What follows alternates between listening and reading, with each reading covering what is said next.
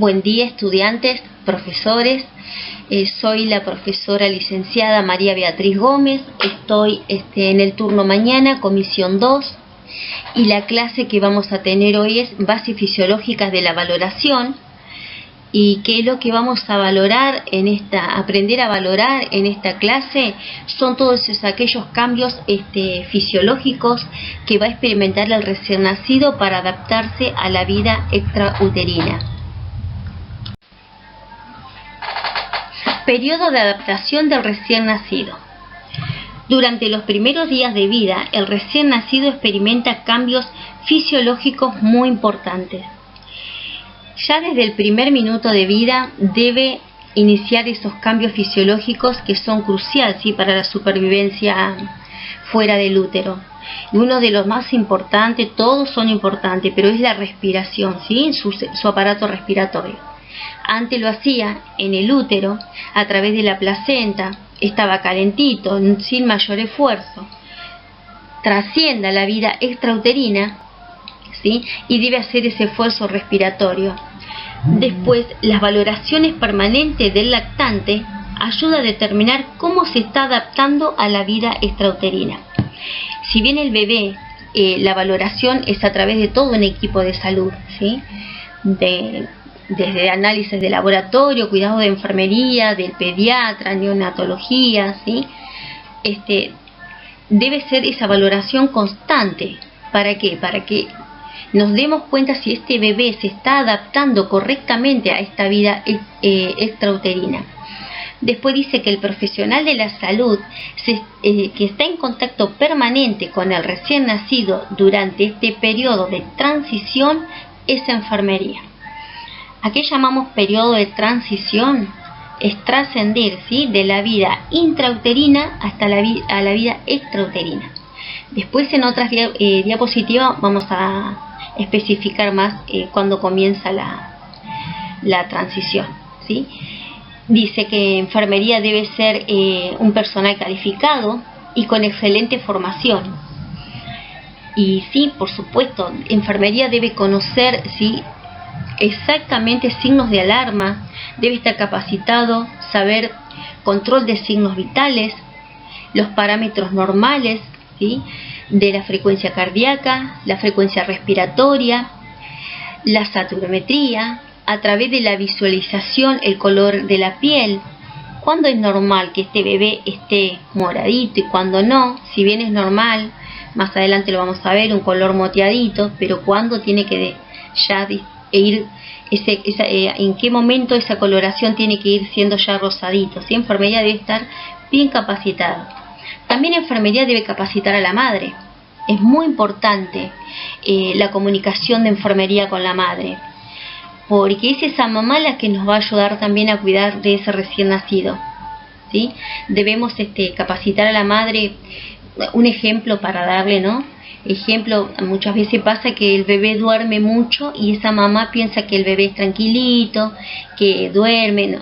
Hay que decirle a la mamá, ¿sí?, que ese bebé, que si duerme mucho, lo debe despertar para alimentarlo, ¿sí?, y le tenemos que capacitar cómo debe hacerlo, cómo es la lactancia, ¿sí? Todo eso refiere y muchísimo. Esto es solo un ejemplo que les puedo dar, ¿sí? Pero la comunicación de la enfermería con la madre es muy importante para el cuidado del recién nacido. Bueno, y aquí tenemos una foto de una incubadora con un recién nacido. Esta incubadora debe tener la temperatura adecuada. Más adelante hay un power que es cuidados del recién nacido, todos cuidados de enfermería. Ahí van a poder vincular más esta imagen, ¿sí? Por lo tanto, el bebé está mojadito, hay que cuidar la temperatura del bebé, que la servocuna tenga la temperatura adecuada, el ambiente, ¿sí?, los controles de signos vitales. Bases fisiológicas. Adaptación a la vida extrauterina, ¿sí? Vamos a ver cómo se inicia la etapa de transición y cuáles son los estímulos para que esta adaptación sea con éxito, ¿sí? La etapa de transición se inicia con el trabajo de parto, contracciones uterinas, cambios de presiones por las rupturas de las membranas. Ruptura de la membrana, ¿sí? Significa la ruptura del saco donde se encuentra el bebé, que está sumergido en este líquido que se llama líquido amniótico. Al nacer recibe estímulos, ¿sí? Los estímulos es para la respiración, ¿sí? Como la luz, el frío, el calor, los ruidos y la fuerza gravitacional. Cuando dicen fuerza gravitacional, se refiere a que el bebé, dentro del saco del líquido, sumergido en el líquido amniótico, no hacía mayor esfuerzo para moverse, ¿sí? Si bien estaba reducido, porque ya cercano al parto, ¿sí? No tiene espacio para moverse mucho, pero cuando lo podía hacer, lo hacía sin menor esfuerzo. Ahora tiene que luchar con la fuerza gravitacional, ¿sí? Le pesa la cabecita, tiene que mover por sí solo los miembros superiores y los inferiores, ¿sí? El comienzo de la respiración se inician cambios profundos de reorganización de los sistemas y funciones de los órganos. Bases fisiológicas. La fase final de la transición incluye una mayor reorganización de los procesos metabólicos. Procesos metabólicos vendrían a ser todos esos cambios que se producen físicos, químicos, en el organismo de este recién nacido. Ya al finalizar la etapa de la transición, ¿sí? Estos cambios se van produciendo, ¿para qué? Para cuando salga el bebé, ¿sí? Pueda adaptarse a esa vida extrauterina. Un ejemplo de eso es la saturación de oxígeno entre los 95 al 99% oxígeno ambiente, alteraciones del estado ácido-base, recuperación de los traumatismos neurológicos sufridos por el trabajo de parto y la expulsión. A esto se le denomina trauma obstétricos. Saturometría con oxímetro de pulso. Postductal en mano izquierda y miembros inferiores, y preductal en mano derecha. Cada método tiene un porqué, ¿sí? Se buscan ciertas patologías a detectar, ¿sí? Pero eso no lo vamos a ver ahora, más adelante por supuesto que sí. Sí le voy a decir que la saturometría, ¿sí? Es un método no invasivo de medición transcutánea que mide la cantidad aproximada de oxígeno en sangre a nivel periférico. Cambios respiratorios. La placenta era responsable de la oxigenación fetal intrauterina.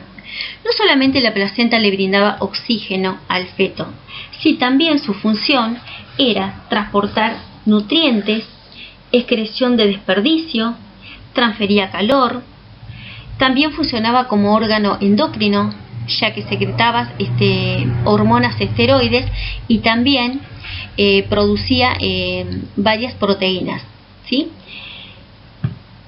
Después es necesaria la maduración del aparato respiratorio para la supervivencia del feto, ¿sí?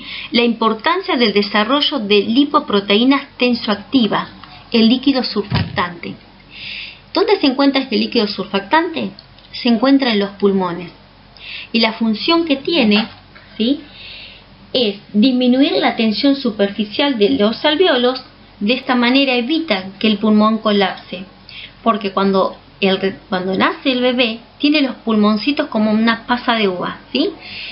La presencia de este líquido ayuda a que el pulmón se expanda con la primera respiración, ¿sí? Para el comienzo de la respiración participan factores que estimulan la respiración de tipo sensorial, químicos y físicos. Comienzo de la respiración. El factor, ¿sí?, que estimula la respiración, habíamos dicho, de tipo sensorial, ¿sí?, podría ser todo lo que el bebé siente. Siente frío, calor, dolor, ¿sí?, ve la luz, el contacto, ¿sí?, los ruidos.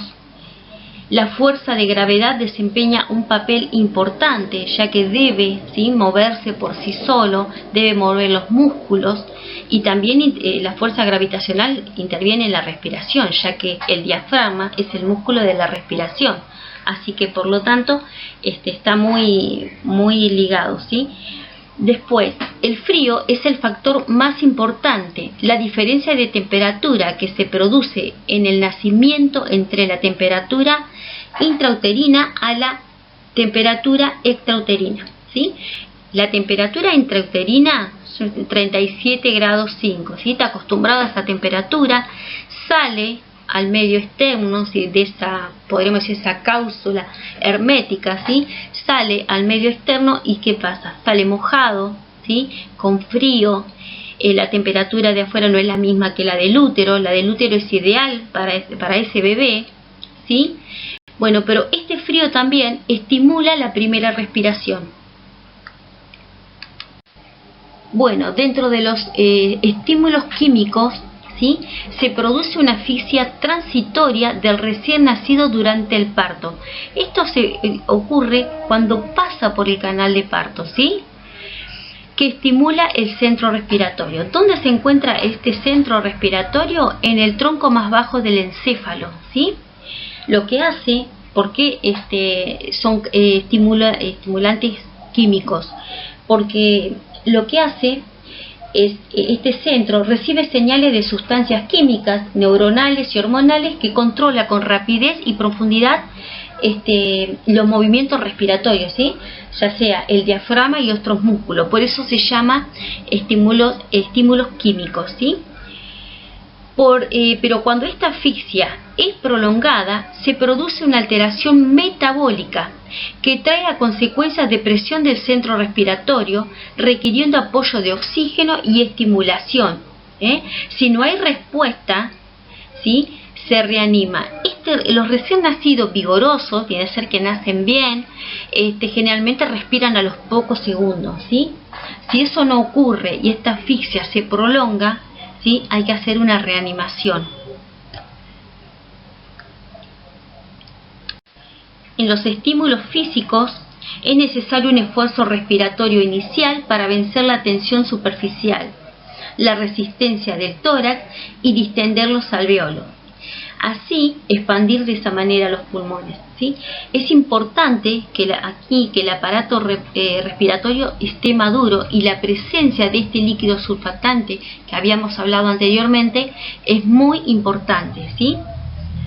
En la primera respiración, ¿sí? Se debe a una gran contracción del diafragma y con cada respiración disminuye ese esfuerzo respiratorio. Cambios respiratorios.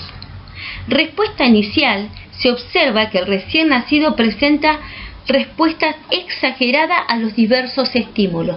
Cuando hablamos de diversos estímulos, en la diapositiva anterior habíamos hablado que son sensoriales, químicos y físicos.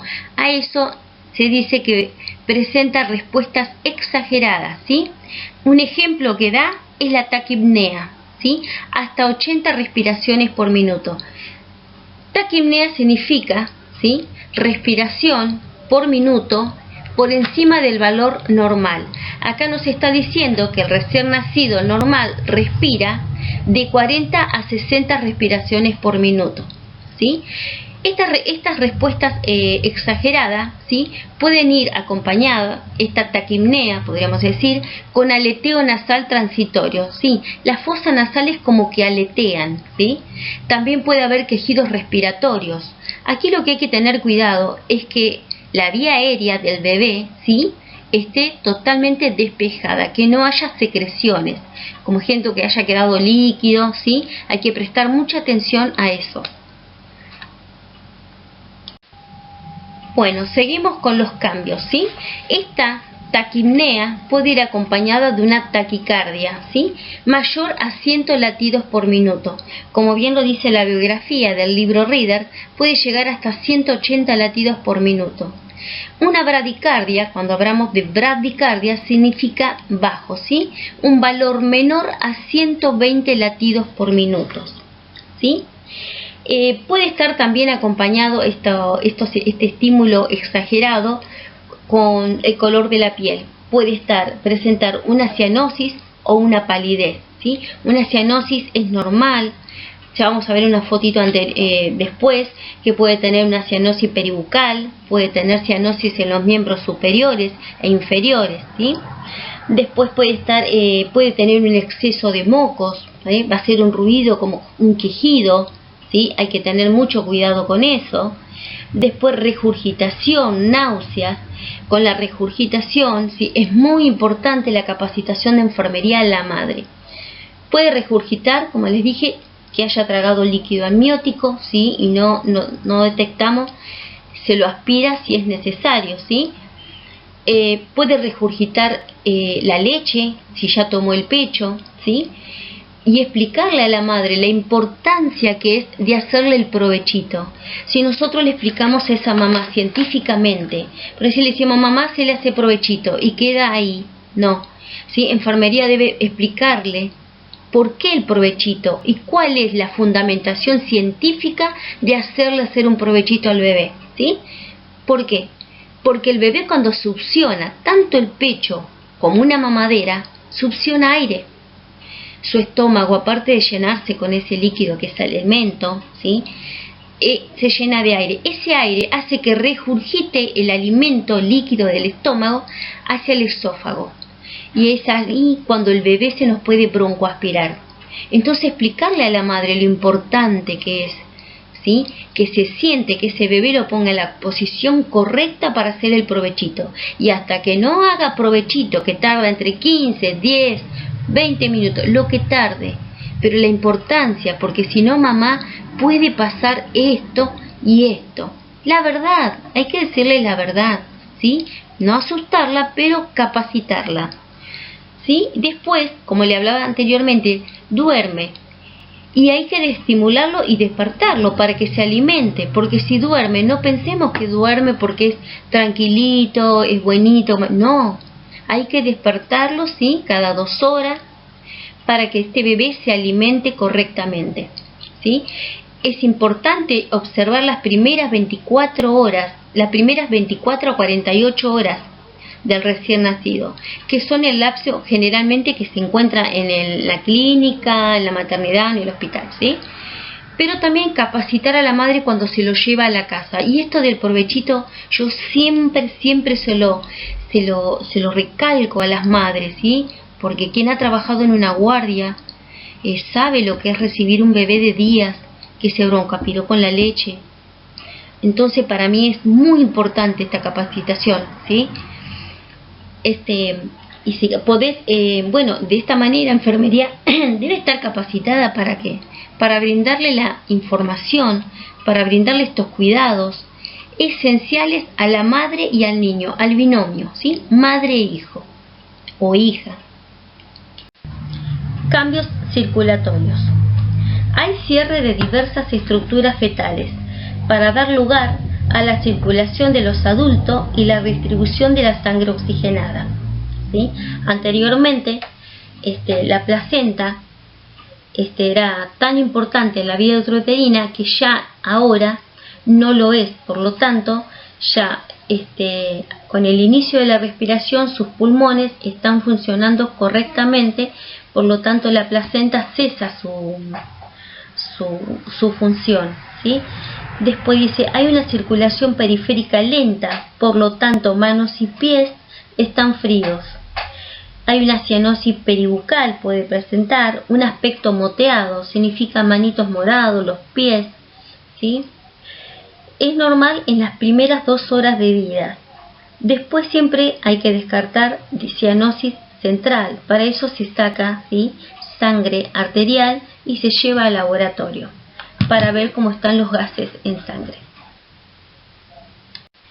Cambios circulatorios.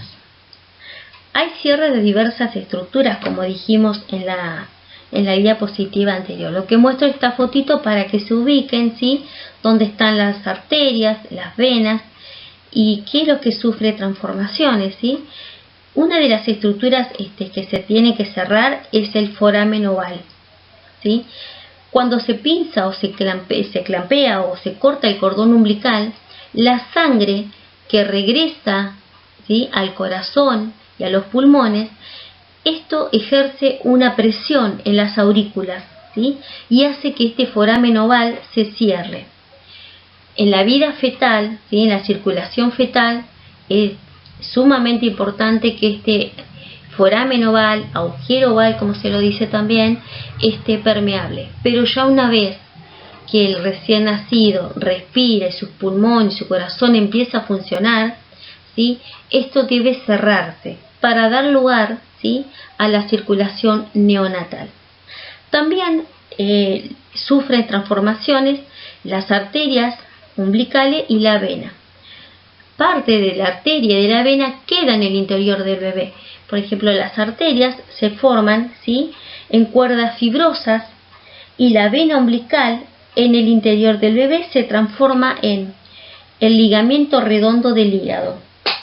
El conducto arterioso y el conducto venoso se encoge, ¿sí?, y se transforman en cordones fibrosos y ligamentos más o menos en el lapso de 2 o 3 meses. ¿Sí? Y bueno, gracias a que esta presión que se ejerce en las aurículas derecha e izquierda, ¿sí?, y se cierra este foramen, ¿sí?, lo que hace es el cambio de la circulación, de circulación fetal a circulación neonatal. Yo les recomiendo que lean este tema, está en el libro Reader, en la página 163, y tiene un subtítulo que dice Cambios de la circulación en el nacimiento. Está muy bien explicado, muy desarrollado. Aquí tenemos una fotito de los piecitos moteados, como se dice, ¿sí?, cianosis, en las manitos. Esto en el lapso de 2 horas, como decía la diapositiva anterior, es normal. Después ya hay que empezar a valorar más minuciosamente. Pulso lábil en general sigue el patrón de la respiración. Cuando se acelera la respiración, también el pulso. La frecuencia cardíaca es de 120 a 160 latidos por minuto. Tomar el pulso apical, lo ideal es cuando el recién nacido esté tranquilo.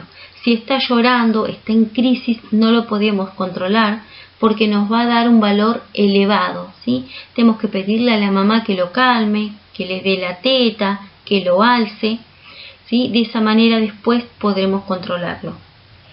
El recién nacido tiene niveles más altos de eritrocito, hemoglobina y hematocrito, debido a los siguientes factores. 1. Duración de la gestación. En la última semana aumenta la concentración de hemoglobina. 2. En el momento del pinzamiento del cordón, cuando éste se retrasa, hay un aumento del hematocrito y de la hemoglobina. Cuando se pinza el cordón por debajo del nivel de la placenta, ¿sí?, puede ingresar al organismo del bebé entre 50 y 100, ¿sí?,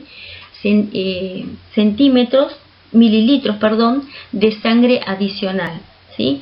Depende de dónde se extrae la muestra de sangre, arterial o venosa, varía los valores. Por estasis venosa se obtienen valores superiores. Estasis venosa es poco flujo de sangre en las venas. En esta foto podemos observar cómo se toma el pulso apical. Se hace mediante la auscultación indirecta porque hay un objeto de por medio. Se realiza en la punta del corazón. Se cuenta en minutos. Y aquí lo que estoy valorando es que podemos, como cuidado de enfermería, entre el estetoscopio y el bebé poner una gasita para que no sea tan frío, ¿sí? Se me ocurrió, es como cuidado de enfermería, muchas veces lo hacemos. También existe una anemia fisiológica del lactante en los primeros meses de vida, debido a una disminución de la eritropoyesis y el rápido crecimiento del bebé. La eritropoyesis es el proceso de fabricación de glóbulos rojos, viene a ser. El valor normal de la hemoglobina es de 12,5 gramos por decilitro. Vamos a la tensión arterial, ¿sí? La tensión arterial se mide de 2 maneras, ¿sí? Está la tensión arterial invasiva y no invasiva. Invasiva es mediante un catéter umbilical, ¿sí? Está conectado ¿sí?, a un monitor donde nos va a dar 3 parámetros. Nos va a dar la presión sistólica, la diastólica y la media. Esta presión solo se utiliza en neonatos que están internados, que tienen alguna patología, ¿sí? Después está la no invasiva, se toma con un equipo biomédico, se adapta un manguito acorde al tamaño del brazo del bebé o de la piernita del bebé.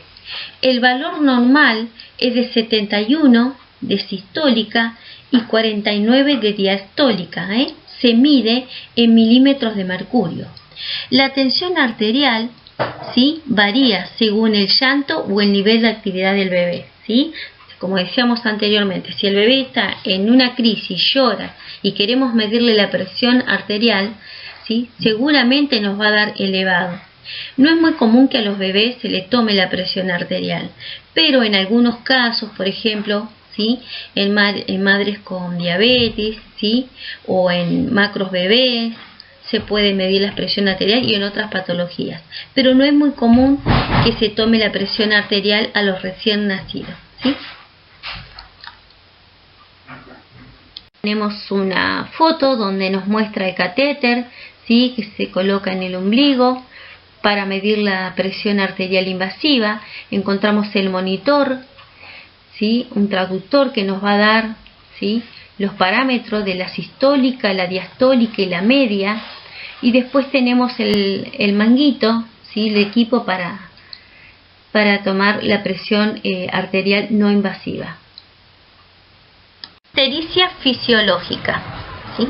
Aumento de la bilirrubina entre el segundo y el cuarto día de vida. Es preciso, ¿sí?, los controles en sangre de bilirrubina y el examen físico son necesarios, ¿sí? El examen físico debe ser cefalocaudal. Primero se valora la cara porque esta ictericia fisiológica aparece primero en la cara, ¿sí?, y después se extiende hacia el tronco y las extremidades, ¿sí?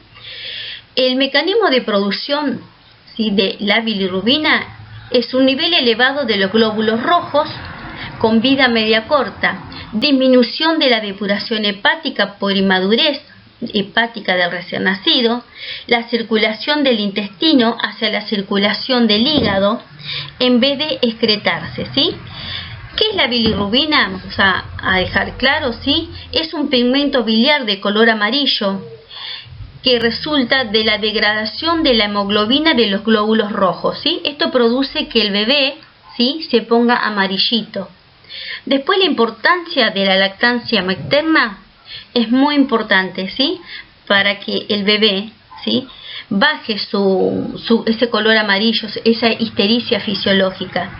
También la eliminación del meconio, ¿sí?, ya que al eliminar meconio, con este se elimina gran cantidad de bilirrubina, ¿sí?, y de esta manera disminuye la ictericia fisiológica.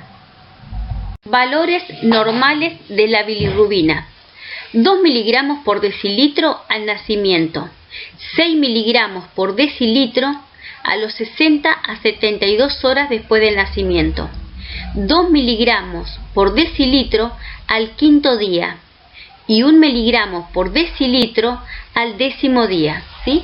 Estos parámetros se pueden ver en un análisis de laboratorio, ¿sí?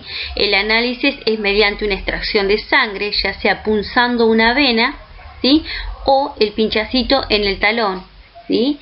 Se hace la asepsia correspondiente, ¿sí?, y se extrae la muestra de sangre. Y aquí estamos en la valoración clínica de la ictericia, de ese color amarillito, ¿sí?, que presenta el recién nacido. Dice que la valoración clínica de la ictericia permite estimar el grado de severidad de la hiperbilirrubinemia, ¿sí? En los recién nacidos, la ictericia puede ser valorada mediante el examen de la piel con presión digital, ¿sí? Presión digital quiere decir apretamos la piel del bebé, ¿sí?, y vemos el llenado, cuánto tarda, ¿sí?, en volver a su color normal, ¿sí? Y te dice que la valoración debe ser realizada en un ambiente luminoso, más bien cerca de la ventana, ¿sí? Y la bilirrubina frecuentemente, ¿sí?, se observa primero en la cara y luego, como habíamos dicho anteriormente, se extiende hacia el tronco y las extremidades. En esta foto podemos observar, ¿sí?, una ictericia fisiológica en el recién nacido en los miembros superiores. Generalmente esta ictericia se va entre las 2 o 3 semanas. Si persiste, esto puede ser el motivo del ingreso, ¿sí?, a la sala, al hospital, y de ser necesario, el tratamiento va a ser, depende de la gravedad, ¿no? Puede ser el tratamiento, la luminoterapia, ¿sí?, que más adelante lo vamos a ver en otras clases. Bueno, en esta diapositiva, ¿sí?, vamos a hablar de la coagulación sanguínea. Dice que el niño presenta deficiencia transitoria de la coagulación entre el segundo y quinto día de vida. Deficiencia de vitamina K, factores de coagulación y protombina, ¿sí? Los factores de coagulación, para que nos quede un poquito más claro, ¿sí?, son todas aquellas proteínas originales de la sangre que participan y forman parte, ¿sí?, del coágulo sanguíneo. Aquí está expresado en números romanos, ¿sí?, 7, 9 y 10. Y protombina, ¿sí? La protombina son proteínas precursoras de la trombina en el proceso de coagulación. Después, por inmadurez de la flora intestinal, que sintetiza la vitamina K, ¿sí? Si ustedes pueden leer la bibliografía, va a decir que son unas bacterias. ¿Por qué? En el intestino del recién nacido no está colonizado con estas bacterias, ¿sí?, que sintetizan la vitamina K. Por eso va a haber una deficiencia, ¿sí? Se previene con la administración de la vitamina K apenas nace. Generalmente en la sala de recepción se administra esta vitamina K intramuscular, ¿sí? Lo que va a hacer esta vitamina K, ¿sí?, es prevenir la hemorragia neonatal.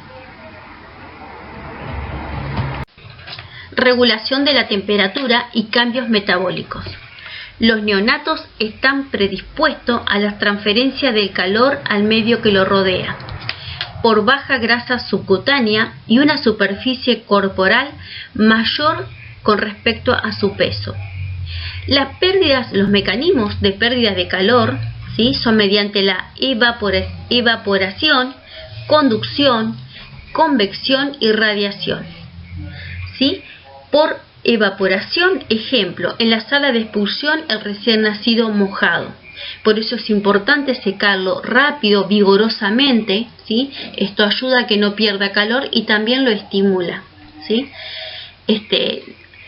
Sabemos que el bebé está dentro del útero, ¿sí?, calentito, sumergido en el líquido amniótico a la temperatura adecuada, sale al medio que lo rodea, al exterior, ¿sí?, mojado. Por eso es la importancia del secado rápido. Sí.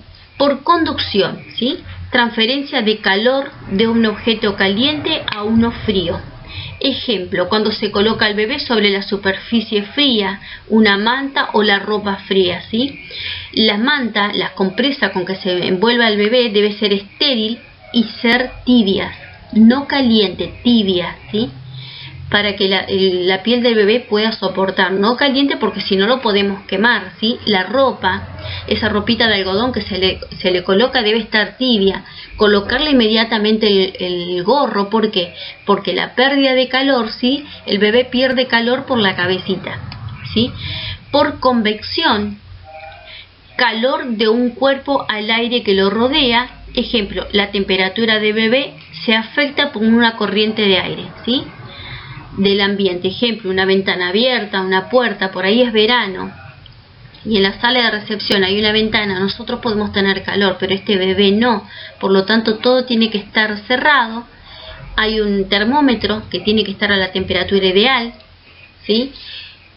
Y bueno, para el bebé es importante que no haya corriente de aire, una ventana abierta, ¿sí?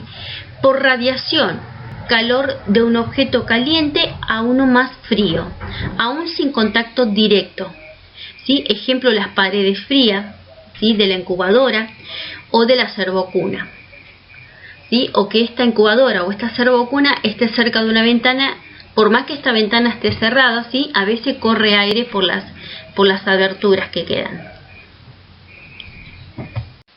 Bueno, así como hay mecanismo de pérdidas de calor, también hay mecanismo, ¿sí?, de producción del calor. Termogénesis, sin escalofrío, que es una reacción química donde se descompone la grasa parda, como resultado se produce el calor, ¿sí?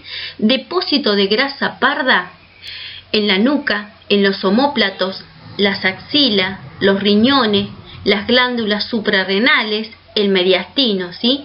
La conservación del calor a través de la vasoconstricción periférica y la toma de posición flexionada, ¿sí? A esto se refiere, ¿sí?, el bebé, hacerle un nidito, ¿sí?, simulando un útero que esté flexionado. Eso lo ayuda a mantener el calor, ¿sí? La descomposición de la grasa parda también lo ayuda a mantener su temperatura corporal. Cambios digestivos. El aparato digestivo funciona en forma limitada durante la vida fetal. El feto traga líquido amniótico y forma meconio. Habíamos dicho que el meconio es la primer caca del bebé y se forma debido a que el bebé va tragando ese líquido amniótico, ¿sí? Los reflejos de succión necesarios durante los primeros meses de vida. Las glándulas salivales están inmaduras hasta los 3 meses. Intestino con tejido elástico y musculatura poco desarrollado. Por lo tanto va a haber distensión abdominal, ¿sí? Es muy común que los bebés lloren porque le duele la panza, y a nosotros al hacer la valoración percutimos, ¿sí?, y hacemos un ruido hueco, ¿sí? La percusión tiene 5 sonidos. Uno de esos sonidos es hueco, ¿sí? Eso significa que el bebé tiene aire en sus intestinos, ¿sí? Algunas enzimas digestivas todavía no están en sus niveles adecuados, la amilasa, la lipasa y la pancreática, ¿sí? El intestino del recién nacido, el vaciamiento gástrico del recién nacido es lento, ¿sí? Es más lento que el de los adultos. Por lo tanto, ¿sí?, es muy común la regurgitación y los vómitos. Por eso, como decía en otras diapositivas anteriores, que es muy importante, ¿sí?, capacitar a la madre cada vez que lo alimenta, hacerle hacer el provechito, ¿sí?, que es muy importante. ¿Para qué? Para que este bebé no se nos broncoaspire, para que no tenga esa regurgitación, ¿sí? Cambios renales. Los riñones empiezan a funcionar durante la vida fetal. Se dice que ya al 4.º mes de gestación, ¿sí?, el feto tiene presencia de orina en la vejiga. En el nacimiento hay una velocidad de filtración glomerular baja. El niño es incapaz de manejar el exceso de agua o de soluto. La mayoría de los niños orinan en las primeras 24 horas o inmediatamente después del nacimiento, nada más que a veces no podemos darnos cuenta, ¿sí? Es probable que se produzca poco después del parto y a veces no se advierta. La orina del recién nacido tiene apariencia poco clara por alto contenido de urato, pero luego del consumo de líquido se hace más transparente, ¿sí? Durante los primeros días puede hacer hasta 5 veces, ¿sí?, por día de orina. Luego con el tiempo va manejando el esfínter, ¿sí?, y ya se regula. Y cuando se refiere que la orina es poco clara, ¿sí?, por la presencia de urato, cuando este bebé va adquiriendo líquido, la orina se torna más clara, más bien un color paja, ¿sí?, y es casi inolora. Cambios hepáticos. Durante la vida fetal, el hígado desempeña un papel importante en la formación de sangre. En el periodo neonatal, ¿sí?, el hígado produce factores de coagulación. Cuando el consumo de hierro de la madre fue adecuado durante el embarazo, el hígado del recién nacido actúa como un depósito de hierro, utilizable en los primeros 5 meses de vida. Luego, si no se le da alimentos ricos en hierro a este bebé, va a haber una deficiencia de hierro. Por lo tanto, es muy importante que la madre durante el embarazo, ¿sí?, consuma la cantidad de hierro suficiente que esto va a ayudar en los primeros 5 meses de vida al bebé, ¿sí? Ahí tenemos que capacitar a la madre de la importancia del consumo de alimentos ricos en hierro, ¿sí? Cambios neurológicos. El sistema nervioso es inmaduro anatómicamente y fisiológicamente. Los lactantes presentan movimientos incoordinados, movimientos involuntarios, obviamente sin darse cuenta. La habilidad en la regulación térmica, ¿sí? Tienen problemas para mantener su temperatura, por eso hay que ayudarlos, como dijimos en las diapositivas anteriores. Mal control de la musculatura, un ejemplo son esos temblores de las extremidades. Después, en la valoración neurológica, ¿sí? En la valoración neurológica se estudia el funcionamiento del sistema nervioso del recién nacido, ¿sí? Los reflejos son índices importantes del desarrollo de un bebé, ¿sí? Cuando hablamos de reflejos, esta clase va a estar más este tema va a estar más detallado en la clase que sigue, ¿sí? Pero hablamos de reflejo en la búsqueda de succión, el reflejo de prensión, el reflejo de marcha, de moros, entre otros más, ¿sí? Y el personal de enfermería debe tener la destreza necesaria para reconocer factores de riesgo, ¿sí? Debe ser capaz de efectuar una valoración básica y eficiente para reconocer cualquier tipo de anormalidad. La práctica y la experiencia es lo que va a dar a enfermería, ¿sí? Y el conocimiento, por supuesto, el conocimiento científico, siempre tiene que estar todas esas acciones que hacemos los enfermeros basado en el conocimiento científico, ¿sí? Correctamente fundamentado.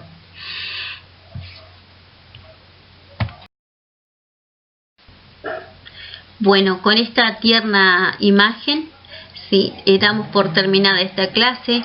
Espero que les haya gustado. Espero verlos pronto, ¿sí? Vayan leyendo la biografía, hagan su resumen. Así que un saludo grande, un choquecito de codo y nos estamos viendo pronto, si Dios quiere.